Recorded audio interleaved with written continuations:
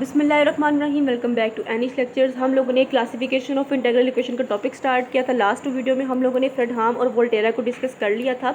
आज की वीडियो में हम लोग इसकी थर्ड टाइप को इंटीग्रल डिफरेंशियल इक्वेशन को डिस्कस करेंगे।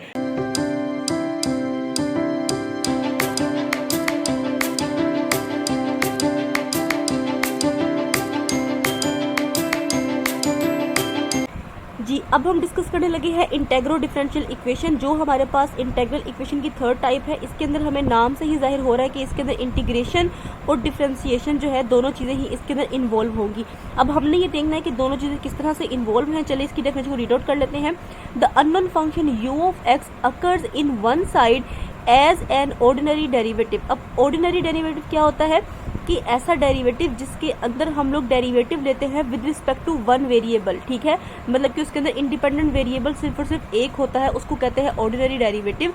एंड अपेयर मतलब कि u ऑफ x अपेयर होगा ऑन द अदर साइड, दूसरी तरफ, अंडर द इंटेग्रल साइन। ठीक है, एक तरफ हमें जाहिर होगा वो ऑर्डिनरी डेरिवेटिव के तौर पे और दूसरी तरफ हमें अपेयर होगा अंडर द इंटेग्रल साइन।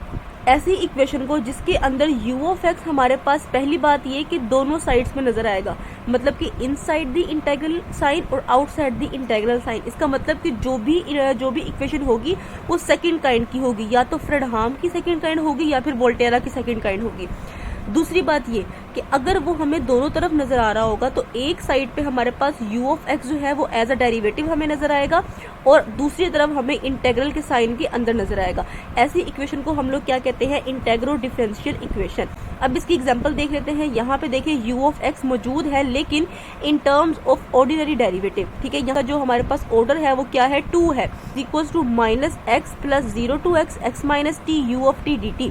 और यहाँ पे हमें इनिशियल कंडीशंस भी दी गई हैं। तो यहाँ पे अगर हम लोग देखें तो हमारे पास क्या चीज़ है कि यहाँ पे अंडर द इंटेग्रल साइन भी हमें हमारा अननोन फंक्शन नजर आ रहा है और आउटसाइड द इंटेग्रल साइन हमें in form of ordinary derivative अपना जो u of x unknown function है वो नजर आ रहा है। इसी के साथ साथ हमारी सेकेंड एग्जाम्पल जो है वो देखें, u dash of x is equals to 1 minus 1/3x plus 0 to 1 x t u of t dt with a initial condition.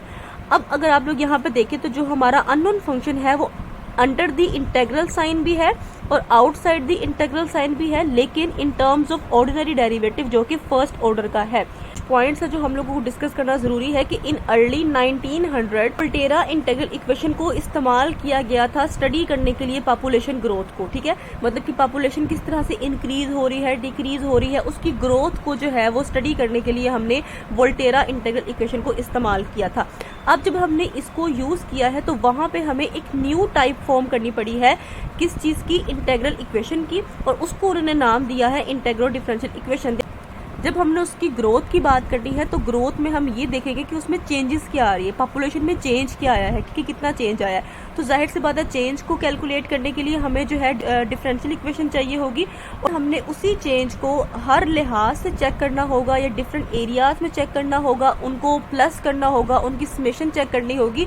तो हम लोगों को क्या चाहिए होगा, इंटीग्रेशन चाहिए होगी, क्योंकि जो इंटीग्रेशन है वो यूज होती है to calculate the total. Mean total किसी भी चीज़ का अगर हमने टोटल जैसे area under the curve find करना होता है या कुछ भी हमने इस तरह से टोटल चीज़ को फाइंड करना होता है तो हम लोग इंटीग्रेशन को यूज़ करते हैं। तो जब हमने ग्रोथ में चेंज की बात करनी है तो वहाँ पे हमें डिफरेंशियल इक्वेशन चाहिए होगी, क्योंकि चेंज के लिए जो है वो हम लोग डिफरेंशियल इक्वेशन को यूज़ करते हैं। और जब हमने उन सारे चेंज को प्लस करना होगा या उसको ओवरऑल चेक करना होगा तो हमें वहाँ पे इंटीग्रेशन भी लाजमी तौर पे चाहिए होगी। तो इस वजह से उन लोगों ने, वहाँ के जो मैथमेटिशियन थे, उन्होंने new type of integral equation को डेवलप किया जिसका नाम इंटीग्रल डिफरेंशियल इक्वेशन था, जिसमें डिफरेंशियल और इंटीग्रल दोनों चीज़ें जो है वो इन्वॉल्व थी। इसके अलावा फिजिक्स की बहुत सी एप्लीकेशन है, प्रोसेसेस है, फेनोमेना है कि जिनको पढ़ने के लिए, जिनकी स्टडी करने के लिए हमें इस इक्वेशन की जरूरत पड़ी थी। अब यहाँ पे एक और पॉइंट हम लोग डिस्कस कर लेते हैं। Dash of x is equals to 1 plus 0 to x e minus 2t u 3t dt u 0 is equals to 1। ये हमारे पास एक इंटीग्रल डिफरेंशियल इक्वेशन है, क्योंकि इनसाइड द इंटीग्रल वो हमें अपेयर होता नजर आ रहा है और दूसरी तरफ वो हमें किसी ऑर्डिनरी डेरिवेटिव की सूरत में नजर आ रहा है। कौन, हमारा u ऑफ x। अब इसको हमने देखना है कि इस वोल्टेरा इंटीग्रल डिफरेंशियल इक्वेशन के, ये जो हमारे पास इक्वेशन लिखी हुई है ये एक वोल्टेरा इंटीग्रल इक्वेशन है।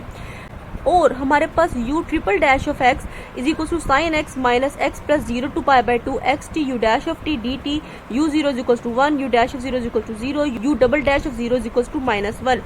अब ये जो इक्वेशन मैंने पूरी लिखी है इसको उन्होंने कहा है कि ये एक फ्रेडहाम इंटेग्रो डिफरेंशियल इक्वेशन है। कैसे कि यहाँ पे हमारे पास जो हमारा अननोन फंक्शन है वो हमें इनसाइड द इंटीग्रल साइन भी नजर आ रहा है और outside the integral sign in terms of ordinary derivative भी हमें नजर आ रहा है। लेकिन हमने ये कैसे कह दिया कि ये वोल्टेरा है या फ्रेडहाम है, तो इस चीज को देखने के लिए हमें एक पॉइंट याद रखना होगा कि दिस क्लासिफिकेशन जो हमने क्लासीफाई किया है इसको वोल्टेरा और फ्रेडहाम के अंदर हैज बीन कंक्लूडेड, इसको हमने कंक्लूड किया है as a result of the limits of integration, कि हमने इसको जो क्लासीफाई किया है वो इस बेस पे किया है। किस बेस पे किया है कि हमने उसकी लिमिट्स ऑफ इंटीग्रेशन को चेक किया है कि जो उसकी लिमिट्स ऑफ इंटीग्रेशन होगी वो इक्वेशन वही कहलाएगी। जैसे यहाँ पे अगर हम लोग देखें तो 0 टू x जा रहा है और x जो है वो लिमिट किसकी है, फंक्शन ऑफ x की, तो ये हमारे पास वोल्टेरा इंटेग्रो डिफरेंशियल इक्वेशन है। यहाँ पे जो हमारी लिमिट्स है 0 टू पाई बाई 2, तो ये एक कांस्टेंट टर्म्स है दोनों की दोनों, तो ये जो हमारे पास इक्वेशन होगी वो क्या होगी, फ्रेडहाम इंटेग्रो डिफरेंशियल इक्वेशन। फ्रेडहाम इस वजह से कि वो कांस्टेंट लिमिट है और इंटेग्रो डिफरेंशियल इस वजह से कि इसमें इंटीग्रेशन के अंदर जो है u ऑफ x भी आ रहा है और जो इंटीग्रेशन से बाहर हमारे पास ऑर्डिनरी डेरिवेटिव की सूरत में भी u ऑफ x आ रहा है। और यहाँ पे वोल्टेरा इस वजह से क्योंकि इसकी लिमिट जो है वो फंक्शन ऑफ x है और इंटेग्रो डिफरेंशियल इस वजह से कि u ऑफ t जो है अंडर द इंटेग्रल साइन भी आ रहा है और outside the integral sign in terms of derivative भी आ रहा है।